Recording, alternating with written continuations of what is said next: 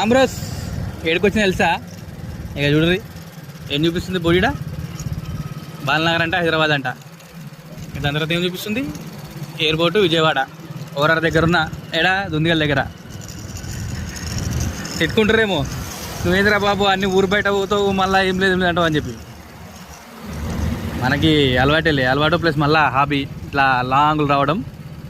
వీడికి వచ్చి మనకు రిటర్న్ పడాలని ఆశ కూడా లేదు.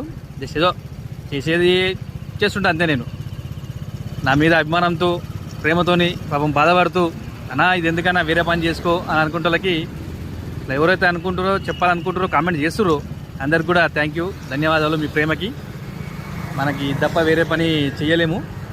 ఒక్కరోజు జీతం కోసం 30 రోజులు కష్టపడి అవన్నీ చేసేంత టైం ఎప్పుడో అయిపోయింది. అది చేసేసినాం ఆల్రెడీ. మస్తు పనులు చేసినాం నెల జీతం కోసం. ఇక దాని తర్వాత చాలా అని చెప్పి వచ్చిన ఇట్లా మనకు సరిపోతుంది ప్రస్తుతానికి. చాలా వచ్చేది మనకు అంత ఏం నెలలకి ఇంతకాలంతకాలం ఏం లేదు. ఓకే ఎనీ ఏదైనా కానీ అట్లా నాకు ఈ పని వదిలేసి అలా వేరే చేసుకో అని చెప్పుకునే వాళ్ళందరూ కూడా ధన్యవాదాలు, థ్యాంక్ యూ. ప్లస్ మనకి ఇది ఒక హాబీ అనమాట, ఇట్లా లాంగ్ వచ్చి పోవడం. ఇంకోటి ఈ రైట్లో మాత్రం అమీర్పేట నుంచి గాగిలాపూర్కి వచ్చిన నేను. బాలనగర్ నుంచి ట్రాఫిక్ మాత్రం చుక్కలు చూపించింది. అబ్బా ఇగో ఇక్కడ ఆంటీలా ఉన్నారు ఎందుకో. మొత్తం బాలనగర్ నుంచి అయితే ఐడిపిఎల్ దాకా, ఐడిపిఎల్ మాత్రం రచ్చ ఉంది ట్రాఫిక్ మాత్రం. ఆయన పర్లేదు రిటర్న్ అవుతున్నా. నాకు తెలిసి ఇప్పుడు సురారం పోయేదాకా ఉండే అనుకుంటున్నా. దుందిగల నుంచి మెల్లగా పోదాం.